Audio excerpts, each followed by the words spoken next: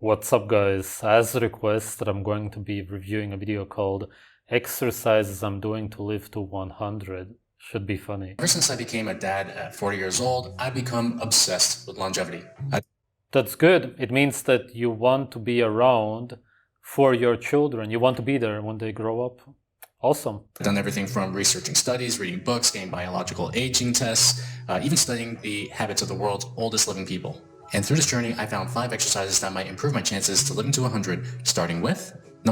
That makes zero sense, seeing as exercise means stress, and exercise is actually considered to be extreme stress, most of the exercises of today. Therefore, you could never in any way say that exercise is going to prolong your life, or whatever your point here is, we'll see, seeing as stress only decreases your lifespan. There's absolutely no stress that in any way prolongs your life, that makes you healthier. There's absolutely zero health benefits of exercising, as in zero. I don't mean zero, and I actually mean there's a few. No, literally zero, none. I've been asking people for years to give me one health benefit of exercise. Haven't heard one yet. Number 1 is Zone 2 cardio, and here's why. Recent studies have shown that VO2 max is a strong predictor of longevity. VO2 max is literally just a measurement of your body adapting to stress. That's it. It's nothing else. The higher your VO2 max, the lower your life expectancy, seeing as it means that you're exposed to more stress. One of the foundational ways to build your VO2 max is to build a strong base of endurance using Zone 2 cardio. And yes, your body will absolutely adapt to the stress, which is what endurance training is about, essentially. Your body adapting to, in this case, running, and that's why your VO2 max will improve, so to speak. That's what they would say. But as I said, it literally is just a way to measure how adapted your body is to running, for example. Zone 2 cardio is a type of cardio that you can do for a long period of time that won't necessarily leave you feeling expended. You should be able to have a conversation while doing this type of cardio. And ideally, you would want to keep your heart within this particular range using this chart. You have the maximum, hard, moderate, but when you look at all of them, it's all essentially just about your body adapting to the stress, whatever it is you're doing. You also burn calories, that's why you lose the fat. It's all always the same. And something I noticed with the world's oldest living people, and even the people that I've known that have lived to 100, is that they have a habit of doing some form of Zone 2 cardio. In fact, one of my best friend's grandma and grandfather, they lived to 100, and their habit was walking 2 to 3 miles every single day. Walking is not exercise. How is it exertive? That's where the word exercise comes from, by the way, if you didn't know. For a human being to walk, that's what we naturally do. Something can only be called exercise if it's unnatural for your body. That's why it's stressful, and that's why it's hard to do it. Running for long periods, especially on pavement, is for sure exercise. Weightlifting is exercise. CrossFit, all of that. None of this is ever done in nature, which is why it's very exertive for your body. Walking cannot be, because we naturally do that. We are naturally made to walk. He really just proved that the people that he knew who lived to 100 didn't exercise. And that's how it is for all of the blue zones, for example. None of them ever exercise, as in ever. All of the people who exercise die pretty young. It depends on what you see as young. For me, dying at 100 is young. It has to be, because we have way too many cases of people living to 140, 50, 60. Now, my Zone 2 training plan is going to be very simple. I'm going to be using something that is called the MAF method, that is MAF. And I'll be using this type of cardio using my treadmill, on a bike, or even just like walking. And if you want to know everything about the MAF method and how it works, I'm going to leave a link in the description below that describes everything about the MAF method and why it is so effective for Zone 2 cardio. Exercise number 2 is high-intensity interval training. And this is another way to improve your VO2 max. Researchers at the Yes, of course, you will improve it even more because it's way more stressful. University of UT Southwestern used a... And then there's a study, I suppose. I'm gonna have to look into this. I didn't read the article in absolute detail, but it was talking about LV stiffness, the left ventricular stiffness. This is the study that it was referring to. I went over it, not in complete detail, but it's pretty clear that from what we can see here, that the VO2 max increased. Of course, it has to. Again, it's your body adapting to the stress. If your body wouldn't adapt to it, then you would be insanely sick. And it increased by 18%, which essentially means that your lifespan decreased by 18%. No, I'm kidding. It wouldn't be like that, but it definitely means that the lifespan decreased by a lot if you increased your VO2 max by 18%. It means that they were exposed to quite a lot of stress. Of course, it's nothing compared to going to the gym. This is the conclusion in previously sedentary, healthy, middle-aged adults, whatever that means. We don't even know what these people ate, which is, of course, the most important part. And a lot of times when people start exercising, they start eating more meat, which would improve your health a lot. Even the left ventricular stiffness, high blood pressure, the stiffness in your arteries, it's all related anyway. 2 years of exercise training improved maximal oxygen uptake. It has to, and increased cardiac stiffness. And essentially what they're saying is that it will prevent future cardiac problems, stiffness attributable to sedentary aging. Of course, if we don't know what they ate, we cannot really come to these conclusions. This is, of course, not science. It's simply them trying to draw a correlation between exercise and the stiffness. But it should be understood that if you exercise a lot, because your blood will be pumping a lot more, it could actually relieve the stiffness. Of course, overall, you will be decreasing your lifespan. And a much better way to do this would be to simply change your diet. Is it actually gonna prevent future heart problems? There's no proof. We can only theorize about it. But for sure, this is very easy to understand biologically, that if you will have a lot of stress, your blood will be pumped a lot more by your heart, and it will, of course, relieve the stiffness. There's nothing strange about this conclusion. That doesn't necessarily mean that they became healthier. They still reduced their lifespan because of the stress. The bottom line is that it would be a much better idea to simply start eating naturally, as in raw meat, drinking blood, eating raw fat, and so on. Not exercising, of course, which is how humans live in nature, which is how all of the people who live to 100 plus live. Instead of reducing your lifespan by exercising, but then possibly relieving the stiffness, which is caused by the diet anyway. That's why we can't even come to a conclusion, seeing as we don't know if their diets also changed. Typically, if you're doing any kind of exercise, you will automatically crave a lot more meat. That's the case with bodybuilding or any kind of gym activities, especially. Here, we don't know. Particular interval training method that allowed participants to reduce the ages of their heart by 20 years. And I'll leave a link to the study right in the description. But that's not the case whatsoever. But 99% of people, realistically, will look at this, read the title only, not even the article, let alone the study, and then move on. That's the problem. That's what I'm here for. Description for that one. And the thing about high-intensity interval training, it's kind of like heavy lifting for the heart.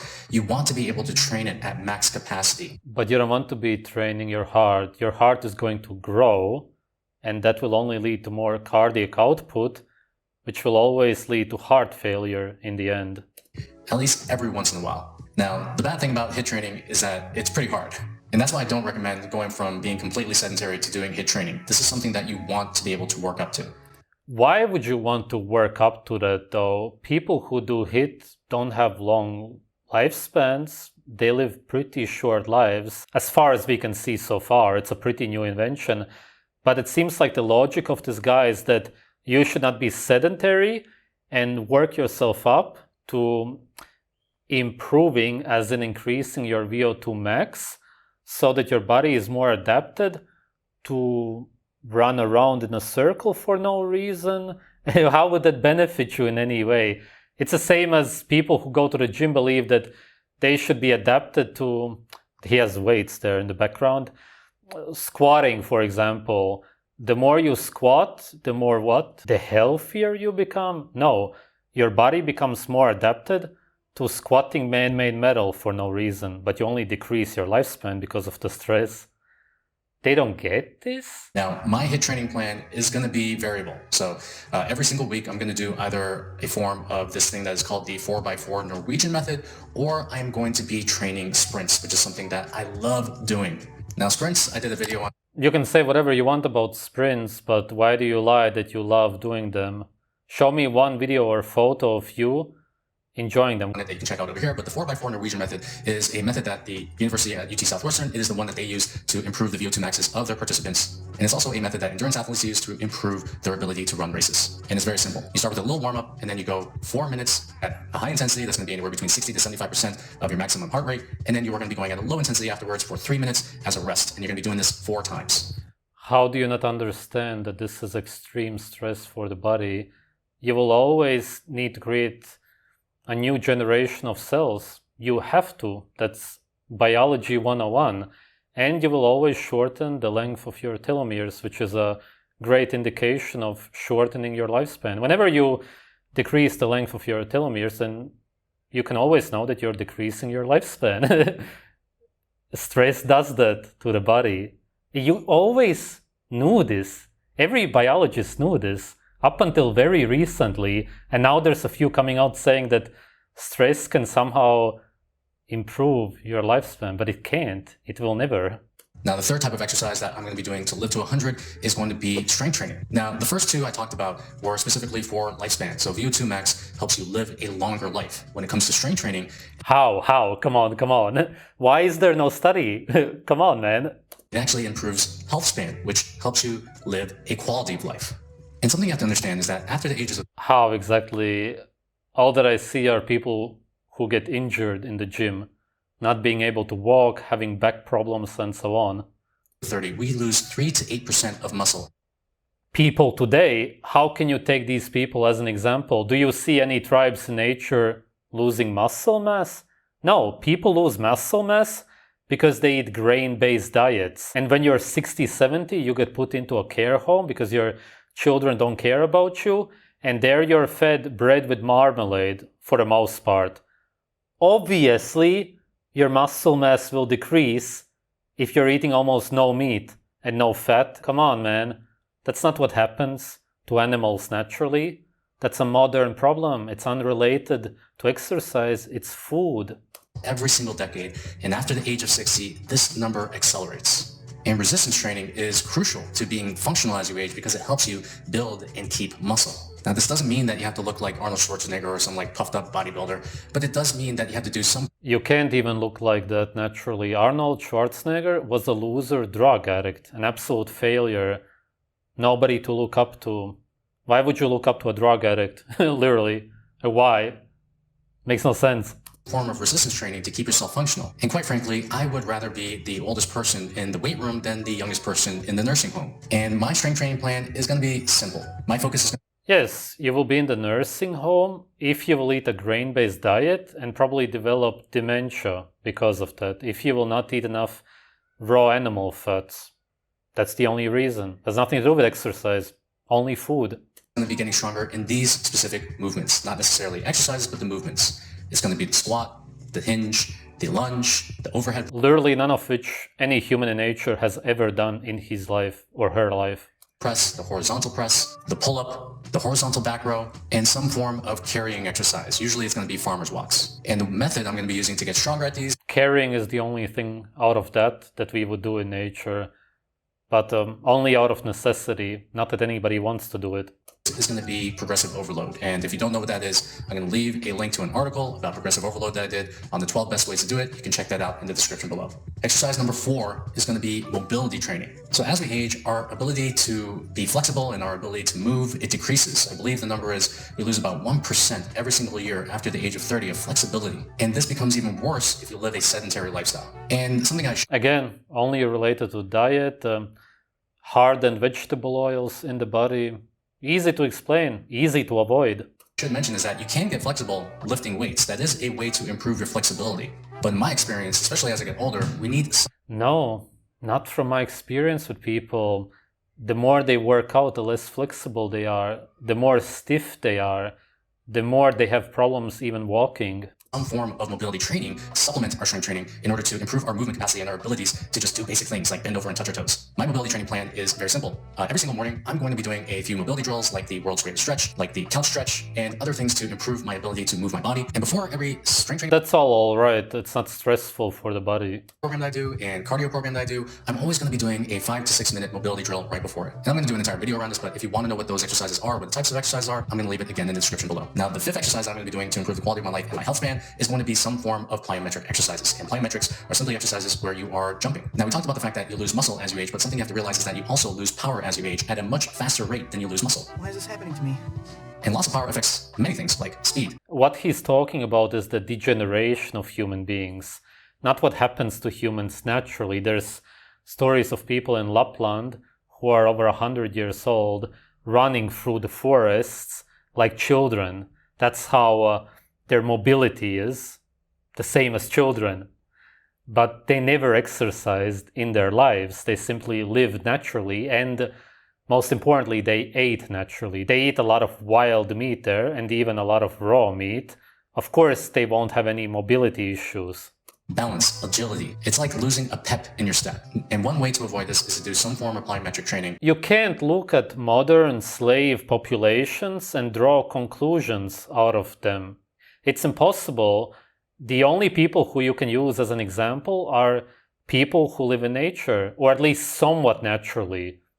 You can't take grain eaters and use them as an example that our mobility decreases, for example. Something you have to realize is that we get older because of the things that we don't do rather than the things that we do. When we stop running, If anything, then you could say that we get older because of the natural food that we don't eat. It has nothing to do with exercise. Jumping, when we stop lifting, when we stop moving.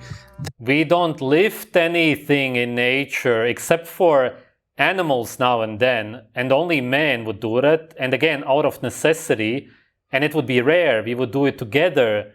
It wouldn't even be hard. You wouldn't be standing there lifting man-made metal up and down. How do you not understand this? What you name there is not something that human beings in nature do, and it's nothing that humans who live to 100 plus do. What kind of a reality do you live in?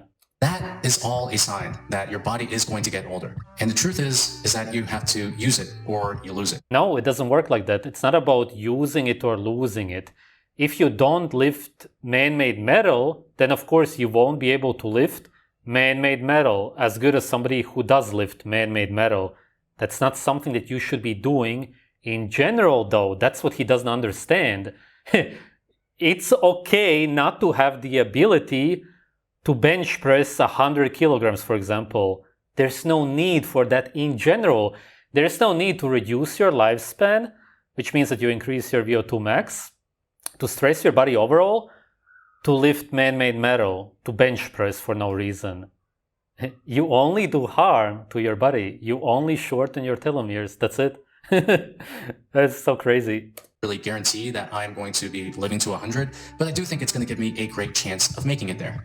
But you have to understand that one of the biggest keys to living a long life is getting your body fat to a level where it is preventing disease. So How would body fat exactly cause disease? What you're talking about is probably people who are obese because of vegetable oils and drugs stored all over their body from all of the junk food and toxins. But having some good amount of fat, if it's from raw animal foods, it's not going to cause disease. Jesus. The video on the 5 crucial weight loss mistakes that you must avoid in order to lose the weight and keep it off forever. It's very hard to take this guy seriously because he completely ignores the food that you're supposed to eat to live a long life. The more natural the food is that you eat, the longer you're going to live. And right after that comes the stress. The less stress you have, the longer your life is going to be. Obviously, the longer your telomeres are going to stay, the less cells you're going to kill off. If you kill your cells, which is what stress does, then you reduce your lifespan. You kill yourself, essentially. That's what your cells are. It's you. That's exactly what you shouldn't do. If you want to promote longevity in your videos, then you need to promote humans eating the natural food which they're supposed to eat in nature, which is raw meat, a lot of organs, the most nutrient-dense foods on earth, the easiest to digest foods, the foods which we can absorb the nutrients from the easiest, a lot of raw animal fat, blood, exactly what we eat in nature. And then on top of that, we should live exactly the way we live in nature, or even the way people who live to 100 plus live, a very low stress life. Go for walks, enjoy nature, go out into the sun, maybe go for a swim now and then. All of that is not really stressful, but doing high intensity trainings, going to the gym, lifting man-made metal, adapting your body to running in a circle for no reason, increasing your VO2 max to an unnatural state. It's supposed to stay low.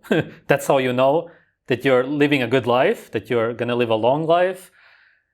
He's doing essentially the opposite of what you're supposed to do to live a long life. This is going to end in a disaster if he continues like this. Actually research the topic of longevity, stop being biased, and if you actually care about your child, which I'm sure you do, then you will do it for your child, right? Your child doesn't care about how much you can bench press, how much you can run around for no reason.